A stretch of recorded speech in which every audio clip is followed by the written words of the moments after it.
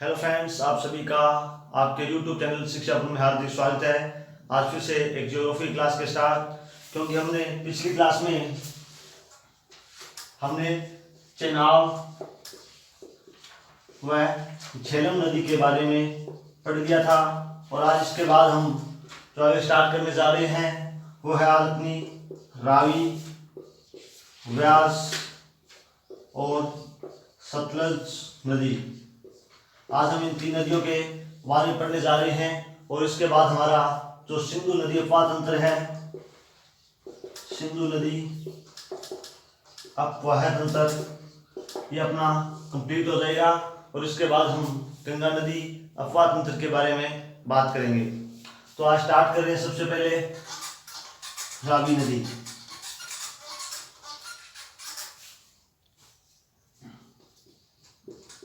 रावी नदी, बात करें इस रावी नदी की तो इसका एक नाम और आता है, इसे बोलते हैं इरावती नदी। इसका क्या नाम है? इरावती नदी। क्योंकि यहाँ से प्रश्न पूछा जाता है कि रावी नदी को निम्न में से किस नाम से जाना जाता है। चार नाम कुछ और दिए होंगे, एक ये दिया होगा, तो अपना ऑप्शन ये वाला सही होगा। इसके बाद जैसे कि हम हमेशा देखते हैं कि कोई भी नदी पढ़ते हैं तो उसका उद्गम देखते हैं। तो इस नदी का उद्गम कहाँ से है? तो इस नदी का उद्गम है रोहतांग दर्रा। कहाँ से है? रोहतांग दर्रा से इसका उद्गम स्थान है। और यह नदी क्या काम करती है? यह नदी अमृतसर व गुरदासपुरा की सीमा बनाती है। क्या करती है ये? अमृतसर व गुरदासपुरा की सीमा बनाती है। तो इसका मतलब ये हुआ कि ये दो शहर इस नदी के ऊपर बसे हुए हैं। ठीक है। और इस नदी की लंबाई कितनी है? तो इस नदी की लंबाई है 720 किलोमीटर। इसकी लंबाई कितनी है? 720 किलोमीटर। और इसके बाद यह चेनाब नदी में जाकर मिल जाती है। तो चेनाब और झेलम का शुद्ध रूप होता है, उसमें जाके ये मिलती है। इसके बाद अपनी अगली नदी है व्यास नदी। और आप सभी से एक रिक्वेस्ट है कि आप हमारा वीडियो ये पूरा देखा करें और अगर आपको अच्छा लगे तो प्लीज़ लाइक कर दिया करें और इसे ज़्यादा से ज़्यादा शेयर कर दें फेसबुक, व्हाट्सएप, इंस्टाग्राम आदि पर, ताकि यह ज़्यादा से ज़्यादा लोगों के पास पहुंच सके। इसके बाद अगली नदी है व्यास नदी। जो अगली नदी का नाम है वो है व्यास नदी। इस व्यास नदी का उद्गम कहाँ से होता है? तो इस व्यास नदी का भी उद्गम रोहतांग दर्रे से होता है। कहाँ से होता है? रोहतांग दर्रे से। और रोहतांग दर्रे से कहाँ पे होता है? तो वहाँ पे एक नाम है व्यास कुंड से। कहाँ से होता है? व्यास कुंड से होता है। और इसी के नाम पर इस नदी का नाम पड़ा है व्यास नदी। इसके बाद यह जो नदी है ये पंजाब में, यह नदी पंजाब में होशियारपुर में अपने मैदानी भागों में आ जाती है। ये कहाँ पर आ जाती है? ये अपने मैदानी भागों में आ जाती है। और यह किस नदी के साथ मिलती है? तो ये सतलज नदी के साथ मिलती है। सतलज नदी के साथ मिलती है। और जहाँ पर मिलती है उस स्थान का नाम है हरिके बैराज। और इस नदी पर यहाँ पर एक बांध बना हुआ है जिससे एशिया की सबसे बड़ी नदी इंदिरा गांधी नहर का उद्गम होता है। ठीक है। क्योंकि इसके बाद इसमें जो इस बांध के बारे में हम पूरा इसके बाद अगला चैप्टर हमने कल बताया था कि बहुउद्देशीय परियोजनाएं, इसमें इसके बारे में पूरी विस्तार से बात करने वाले हैं। ठीक है। और यह भारत की एक ऐसी नदी है जो पंचनद में, जो पूर्णतः भारत में ही बहती है। यह नदी पाकिस्तान में नहीं जाती है। और इसके बाद अपनी अगली नदी है सतलज नदी। अपनी अगली नदी का नाम है सतलज नदी। सतलज नदी। अब इस सतलज नदी का उद्गम कहां से होता है? तो इसका उद्गम होता है कैलाश पर्वत। कहां से? कैलाश पर्वत। और कैलाश पर्वत के पास आपको पता है एक झील है, मानसरोवर झील। झील कौन सी है? मानसरोवर झील। और इस मानसरोवर झील के पास एक झील और है, उसका नाम है राक्षस ताल। इससे इसका क्या होता है? उद्गम होता है। इसके बाद यह और ये कैलाश पर्वत कहाँ पे है? तो ये है तिब्बत में। कहाँ पर है? तिब्बत में है। और तिब्बत में इस नदी को क्या कहते हैं? लोंगचेन।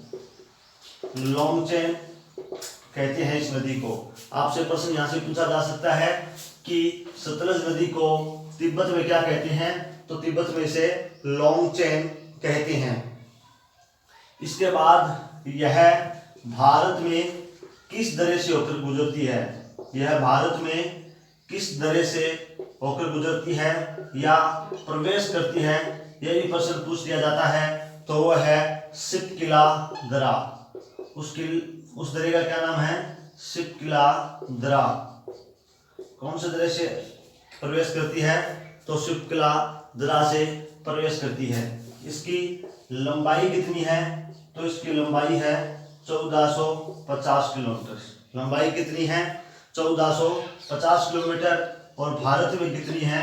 तो 1050 किलोमीटर। इसकी भारत में कितनी है? 1050 किलोमीटर। यह है आपकी सतलज नदी की प्रमुख बातें। अपना यहाँ पर सिंधु नदी अफवाह तंत्र कंप्लीट हो चुका है।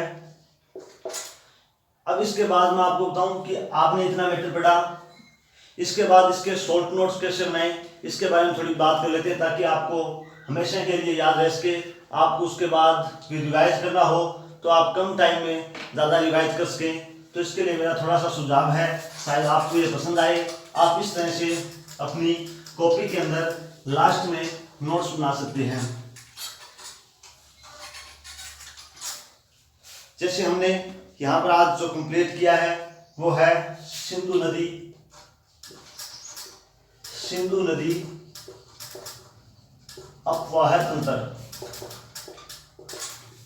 हमने कंप्लीट कर लिया। अब वैसे तो हमने इसके कम से कम 3 या 4 पेज पढ़े हैं या इसमें हमने मैटर लिखा है। अब हमको इसे 1 या आधा पेज पर किस प्रकार से लिखना है इसके बारे में देखिए। तो सिंधु नदी अफवाह तंत्र में हमने कौन कौन से नदी पढ़ी है? तो इसमें हमने सबसे पहले पढ़ी थी सिंधु नदी पढ़ी थी। उसके बाद में हमने पढ़ी थी झेलम। उसके बाद में हमने कौन सी पढ़ी थी? झेलम। उसके बाद झेलम, चेनाब के बाद रावी, और रावी के बाद व्यास, और व्यास के बाद सतलज नदी। इन सभी नदियों के बारे में हमने चर्चा की थी। तो प्रश्न कहाँ से पूछा था? हमें पता है कि प्रश्न हमेशा उद्गम स्थल से प्रश्न बनता है। तो हम देख लें इन सभी का उद्गम स्थल क्या है। तो इसका हमने उद्गम स्थल की बात की थी, मानसरोवर झील। मानसरोवर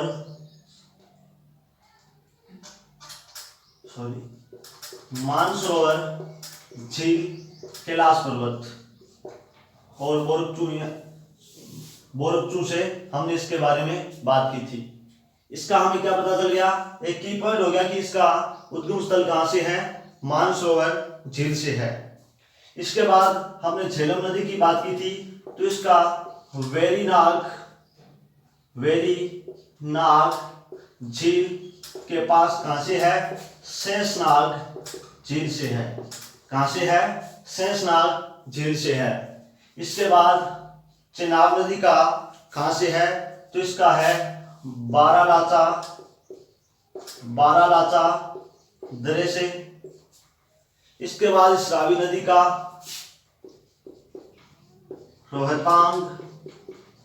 दरे से, इसका कहाँ से है, रोहतांग दरे से। इसके बाद व्यास नदी का भी रोहतांग दरे से, और इसका राक्षस ताल झील से। अब अगर आपने यहाँ पे रावी नदी के बारे में बात करोगे तो आपको याद आ जाएगा कि इसमें दो धाराएं थी, एक थी चंदर और एक थी भागा। इस तरह से आपको याद रहेगा जब आप इस प्रकार के नोट्स बनाओगे। जैसे आप सिंधु नदी पढ़ोगे, मानसरोवर नाम आपने सुना, वैसे ही आपके क्लास पर्वत तिब्बत याद आ जाएगा और आपकी सिंधु नदी पूरी याद आ जानी चाहिए। अब इनकी लंबाई की बात कर लें, क्योंकि लंबाई भी हमारे ज़्यादा याद नहीं रहती, क्योंकि फैक्चुअल डाटा हमारा दिमाग कम एक्सेप्ट करता है, क्योंकि हमारा दिमाग है वो पिक्चर को ज़्यादा एक्सेप्ट करता है। तो इसके बाद हम इसकी देख लेते हैं लंबाई कितनी है। तो हमने बात की थी इसकी टोटल लंबाई है 2880 किलोमीटर। इसके बाद झेलम की है 724 किलोमीटर। इसके बाद चेनाब की 1180। इसके बाद रावी नदी की 725, व्यास नदी की 460 किलोमीटर और सतलज नदी की 1450 किलोमीटर। अब अगर आपको ये चार्ट याद होगा तो आप इसका रिवीजन है वो मात्र 5 या 10 मिनट में कर सकते हो। तो आज हमारा यहाँ पर सिंधु नदी अपवाद अंतर कंप्लीट हो चुका है। अगर आपको हमारा ये वीडियो पसंद आया है तो आप इसे लाइक करना, ज़्यादा से ज़्यादा शेयर करना, ताकि और लोगों तक पहुँच सके। और मैं आपको बता दूं कि इससे बाहर कोई भी क्वेश्चन नहीं जाने वाला है, चाहे आप एसएससी, रेलवे या कौन से भी स्टेट का आप जिसमें इंडियन ज्योग्राफी पूछी जाती है वहाँ से कोई भी क्वेश्चन बाहर नहीं जाने वाला। सारे के सारे क्वेश्चन अपने जो यहाँ पे बोर्ड पर करवाया है उसमें से आने वाले हैं। आप ऐसा एक सिंगल क्वेश्चन भी बता देना कि इससे नहीं आया है। यहाँ तक कि आप अगर कोई स्टेट पीसीएस भी देते हैं तो भी क्वेश्चन यहाँ से बनते हैं। इसके लिए हम आपको अपना टेलीग्राम ग्रुप है शिक्षापुर, उसमें क्वेश्चनों की पीडीएफ भेज देंगे, आप वहाँ से क्वेश्चन भी कर सकते हैं। और मैंने आपको कल बताया था कि आप कोई भी चैप्टर पढ़ने के बाद उसके क्वेश्चन जरूर करें। थैंक यू, धन्यवाद।